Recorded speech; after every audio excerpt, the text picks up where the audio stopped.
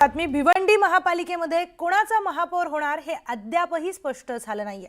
कोणत्याच पक्षाला बहुमत न मिळाल्यामुळे तब्बल 1 महिन्यानंतर संख्याबळाचं गणित अजून जुळलेलं नाही।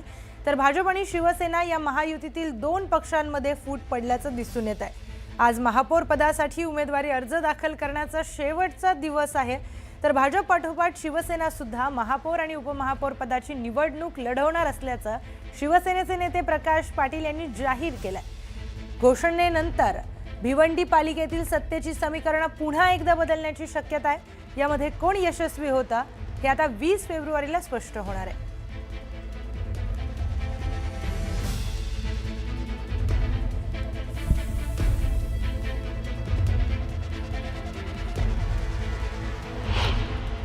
शिवसेनेच्या बरोबर विलास पाटीलचा सुद्धा महापौरासाठीचं शिवसेनेकडनं करण्याबाबतचं तशा स्वरूपाचं शिवसेनेची भूमिका होती, परंतु विलास पाटीलवर पोलीस कारवाई झाल्यामुळं शिवसेनेचे महापौरासाठीचं उमेदवार आणि उपमहापौरासाठीचं उमेदवार दोन्ही फॉर्म जे आहे शिवसेना भरणार आहे। त्याच्यामुळं शिवसेना ही निवडणूक जी आहे महापौर आणि उपमहापौराची शिवसेना लढणार आहे। पुढची महत्त्वाची बातमी, नवी मुंबईमध्ये भाजपने विशेष समित्यांवर जास्तीत जास्त सदस्यांना संधी मिळावी यासाठी नवा फॉर्म्युला निश्चित केलाय। पक्षातील निष्ठावंत कार्यकर्त्यांना स्थान देत व्यापक सहभागाची संधी देण्याचा हा प्रयत्न आहे। या नव्या फॉर्म्युल्यामुळे भाजपमधील 6 स्वीकृत नगरसेवकांसह 100हून अधिक कार्यकर्त्यांना विशेष समित्यांवर काम करण्याची संधी मिळणार आहे। सव्वा वर्षाचा कालावधी त्यांना दिला जाणार आहे। तर परिवहन समिती तसेच शहरातील 7 प्रभाग समित्यांवर वर्णी लावून निष्ठावंत कार्यकर्त्यांना न्याय देण्याचा प्रयत्न भाजप करणार असल्याची माहिती सूत्रांच्या हवाल्याने कळते।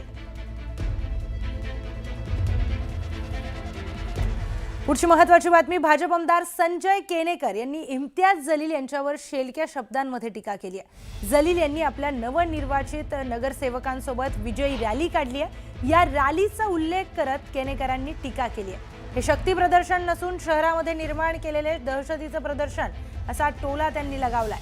दरम्यान केनेकरांच्या टीकेचा जलील यांनीही समाचार घेतला।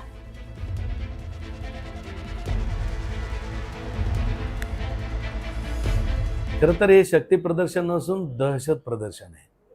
इम्तियाज जलीलने जी रॅली काढली, ज्यांचा मार्ग जिकडे आहे तिकडे ती रॅली नेली, निश्चितपणे हा छत्रपती शिवाजी महाराजाच्या प्रेरणेने आणि विचार संस्कृतीने घडलेला महाराष्ट्र आहे। आणि त्यामुळं या महाराष्ट्रात जर या औरंग्यासारख्या पिल्लावळांनी जी रॅली काढली, यातल्या नागरिकांना दहशत निर्माण करणं ही भूमिका त्यांच्या डोक्यात होती आणि त्या भूमिकेतून ती रॅली काढली। ऑलरेडी हमने अपना शक्ति दिखा चुके हैं। उसके अंदर मजलिस ने अपनी शक्ति क्या है ये अल्हम्दुलिल्लाह दिखा चुकी है। हमारे जाने का आज का मकसद यही है कि हम मजलिस इत्तेहादुल मुस्लिमीन के हमारे दोनों क़ायद जनाब बैरिस्टर असदुद्दीन अवैसी साहब, अकबरुद्दीन अवैसी साहब का शुक्रिया अदा करने के लिए कि अगर ये जमात नहीं होती तो आज हम किसी और का झंडा पकड़ के घूम रहे होते। आज हमारी अपनी जमात आई है और आज पूरे महाराष्ट्र के अंदर आप देखिएगा कि किस तरीके का माहौल है। पुढची महत्त्वाची बातमी, मुंबई उपनगर जिल्ह्यासाठी 1066 कोटींचा निधी मंजूर करण्यात आलाय। जिल्हा नियोजन समितीमध्ये निधीला मंजुरी देण्यात आली आहे। तर जानेवारी 2025 अखेर प्रत्यक्षामध्ये निधी उपलब्ध करून देण्यात येणार आलेल्या 1066 कोटी निधीतून सन 2024 ते 25 मध्ये उर्वरित दायित्वासाठी आणि सन 2025 ते 26 मध्ये मंजूर कामांसाठी एकूण रुपये 809.27 कोटी निधी कार्यान्वित यंत्रणांना वितरित करण्यात आलाय।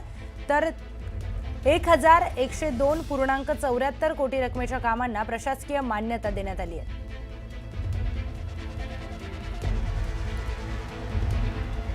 पुढची महत्त्वाची बातमी, दिवंगत उपमुख्यमंत्री अजित पवारांच्या विमान दुर्घटनेनंतर सुनेत्रा पवारांनी जिल्हा परिषद आणि पंचायत समितीमध्ये विजयी झालेल्या उमेदवारांशी पहिल्यांदाच संवाद साधलाय।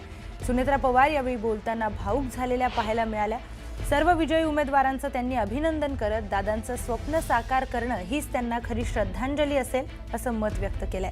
बारामतीमध्ये जिल्हा परिषद आणि पंचायत समितीमध्ये विजयी झालेल्या उमेदवारांनी सुनेत्रा पवारांची भेट घेतली। तुम्हाला सर्वात मनापासून शुभेच्छा देते आणि पुढच्या वाटचालीसाठी दादांच्या मनातलं जे स्वप्न आहे ते साकार करण्याची तुम्हाला संधी मिळालेली आहे आणि नक्कीच आपण सगळेजण मिळून ते नक्कीच दादांच्या मनातलं स्वप्न साकार कराल अशी खात्री बाळगते. एका क्षणात आपण सगळे पुरेसे झालो, पण दादांचं नेहमी काम आणि काम हेच एक ध्येय असल्यामुळे दादांना आवडणाऱ्या गोष्टीच आपण सगळ्यांनी केल्या पाहिजेत.